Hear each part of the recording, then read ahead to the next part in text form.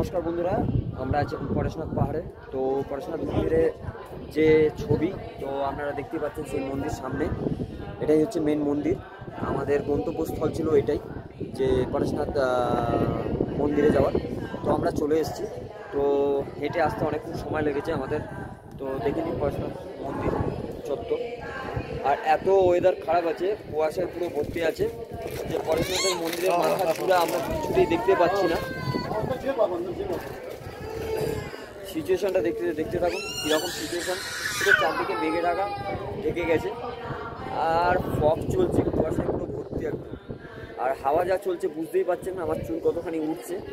হ্যাঁ, তো খুবই ভালো লাগছে সত্যি। সিচুয়েশনটা এখানে পুরোটাই চেঞ্জ হয়ে গেছে। চারদিকের ওয়েদারটা দারুণ।